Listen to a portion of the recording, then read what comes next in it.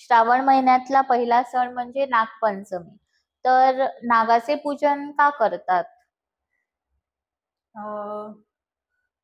मी मगाशी म्हटलेलं कारण नाग हा नागोबा हा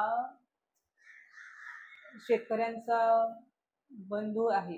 म्हणजे शेतकऱ्यांना तो पूरक आहे. भुसी यांचं व तो नायनाट करतो. त्यामुळे त्याच्याविषयी ती एक कृतज्ञता, ग्रॅटिट्यूड म्हणून तो दिवस त्याचा बर्थडे. जसं आपण सेलिब्रेशन करतो आता सेलिब्रेशन. कसं father's day, mother's day, friendship day, तसा तो एक डे आहे त्याचा. आणि तो शिवाय त्याची पंचमी असते त्या दिवशी. उगाच बर्थडे म्हणून बर्थडे असं नव्हे, फ्रेंडशिप डे म्हणजे फ्रेंडशिप डे असं नव्हे. तर तो पंचमी असते. पंचमी ही नागाची असते, नागोबाची असते. जशी देवीची असते ती शक्ती, मगाशी मी म्हटलेलं कुंडलिनी शक्ती, मगाशी पण तो विषय आलेला, कुंडलिनी शक्ती म्हटलेली ती शक्ती आहे. ती सुप्त स्वरूपाची शक्ती आहे.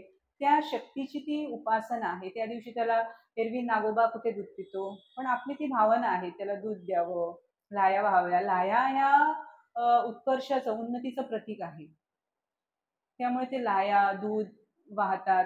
आपण गोव्यामध्ये तळत नाही हो. त्या दिवशी, तळत नाही. आणि पातोळ्या ह्याच्यामध्ये करतो. पातोळ्या करतो, उकडतो त्या दिवशी, उकडतो. उकडतो.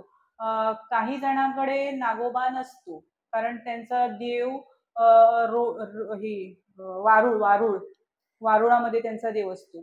काही जणांचा नागोबा हा सार्वजनिक देवळामध्ये पूजला जातो. काही जणांचा नागोबा असतो, पण ते घरात पूजत नाही, नाव पण घेत नाही. कारण पूर्वी म्हणे, मला आजी सांगायची, की पूर्वी दुष्काळ पडलेला आणि घरात काही खायला नसायचं. मग ते नागपंचमीसाठी म्हणून ते पातोळ्या करायच्या. तो नागोबा सुद्धा. आणि आपल्या गोव्यामध्ये खूप आपल्या हिंदू धर्माचे खूप हाल झाले त्यावेळी. मग ते पिठाचा नाग करायचे, पिठाचा नाग करायचे आणि त्याची पूजा करायची. आणि घरात काही नसल्यामुळे ज्या सुना वगैरे असायच्या, ज्या घरातल्या बायका वगैरे असायच्या, त्यांच्या पोटात क्वचितच काही पडायचं. कारण जे करते सवरते पुरुष मंडळी आहेत, मुलं आहेत, त्यांचं भरण पोषण करण्यासाठी ह्यांना सगळं कामं करावी लागायची. मग त्यांना भूक लागायची. आयतं पीठ आहे, बाहेर कशाला फेका. मग त्याची ती भाकरी वगैरे करून खायची. आणि असे म्हणतात की त्यावेळी नागोबाला राग यायचा. तर खरं खोटं माहिती नाही, राग यायचा, मग तो नागोबा ते प्रकट व्हायचा वगैरे वगैरे. त्यामुळे त्यांची ती नागपंचमी राहिली.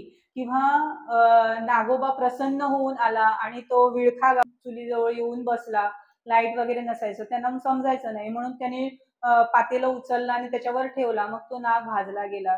त्यामुळे त्यांची नागपंचमी राहिली असं काही म्हणतात. पण त्याच्यामध्ये किती सत्य आहे. सत्यता आहे हे सांगता येत नाही.